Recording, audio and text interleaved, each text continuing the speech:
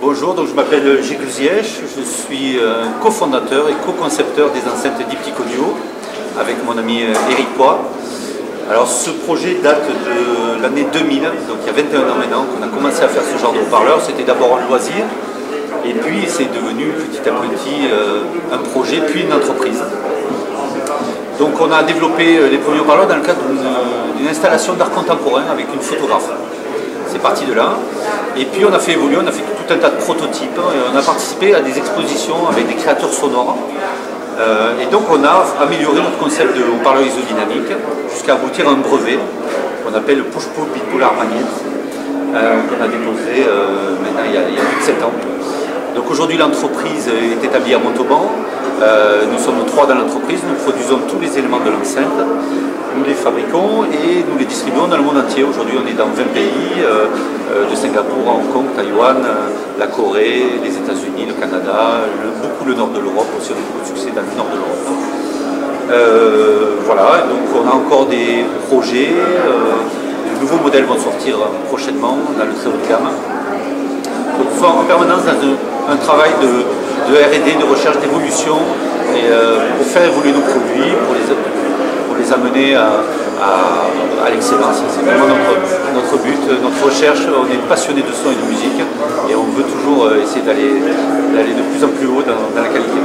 Merci Gilles, merci de nous recevoir pour HCFM. Bonjour. Nous étions très curieux de comprendre ce que sont les planards, les panneaux isodynamiques Diptyque Audio, parce que c'est quand même très différent d'une enceinte Watt classique conventionnelle. Donc ce principe a été inventé aux États-Unis dans les années 70 et c'est un brevet qui est tombé dans le domaine public après 30 ans, et donc on a développé un nouveau brevet qui améliore le concept qui avait été développé aux États-Unis à l'époque.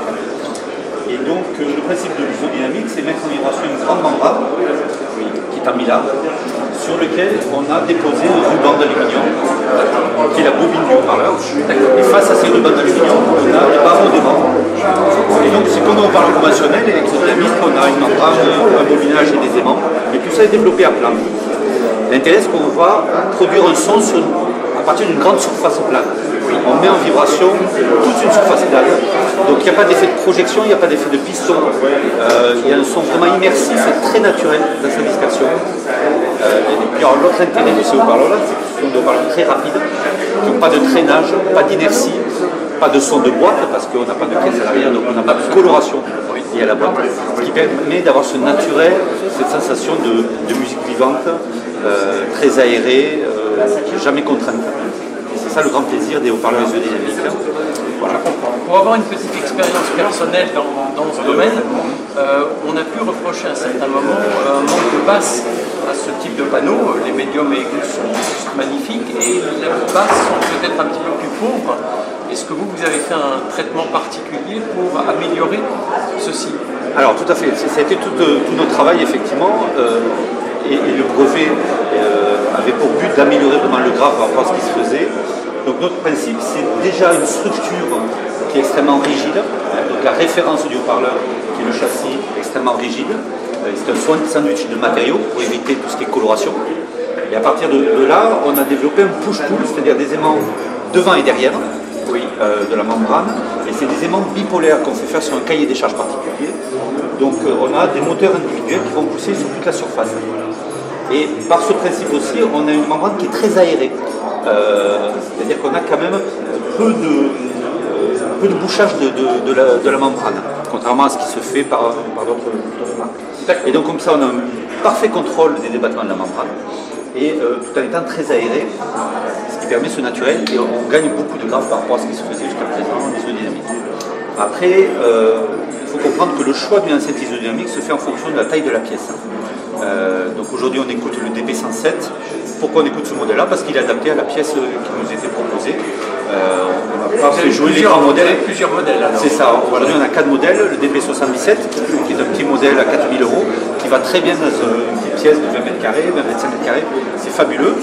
Dès que la pièce est un peu plus grande, il faut passer à un modèle comme le DP107 qu'on écoute aujourd'hui.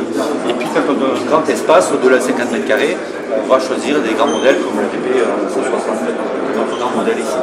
Pour les gens qui sont habitués aux boîtes, on a souvent Twitter, un Medium, un Boomer sont des choses clairement identifiables sur une enceinte boîte. Là, ici, est-ce qu'il y a des éléments identifiables dans un panneau? Bien sûr, donc là on a le Twitter que l'on a débafflé, qu'on a séparé. Et donc là, ces deux membranes, elles sont graves médium. Voilà. Et donc on travaille sur du 2 voies. Alors, ce modèle en particulier, c'est un 2 voies et demi, c'est-à-dire que celle-là va faire grave et bas médium, et celle-là va aller full range, c'est-à-dire grave et haut médium. Ça, c'est une subtilité du filtrage. Voilà.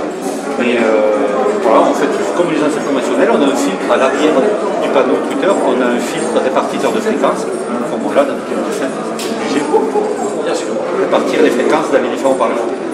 Très bien. Et la gamme de prix entre le plus petit modèle et le plus grand modèle, c'est... Alors, le petit modèle est à 4 000 € la paire, le DV77. Oui. Le grand modèle, on est à 12 000 € en version standard, sachant qu'on peut ensuite les faire évoluer en version signature. En version active basse, ça c'est une option de biamplification avec DSP pour optimiser le grave. J'allais poser la question. Voilà, donc ça c'est une version un peu particulière, mais qui permet avec des amplis que l'on propose avec, des amplis classe D, d'optimiser le grave suivant l'acoustique de la pièce. On va pouvoir régler le niveau de grave. Voilà, donc on arrive jusqu'à 19 000 € si on met toutes les options sur la version des PC60. Et les finitions? Alors les finitions, nos haut-parleurs sont entièrement personnalisables. On a le choix de 160 couleurs. En standard, elles sont noires, mais en option, on peut choisir la couleur que l'on veut. Et puis on a fait travailler une école de design à l'université de Toulouse, et ils ont décliné ce qu'on appelle une version élégance. Donc on a 5 versions élégance qui sont des combinaisons de couleurs et de bois. Donc ça c'est la version Champs-Élysées. On a la version Opéra, la version Vendôme. Voilà, donc voilà, ça c'est des modèles un peu d'exception dans leur finition. Tout est fabriqué en France, dans nos ateliers.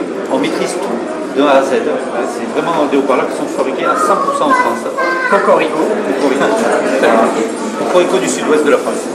Voilà. Gilles Diptyque Audio, merci beaucoup pour ce moment passé dans votre temps précieux. Merci beaucoup. Merci à vous et bon salon. Merci.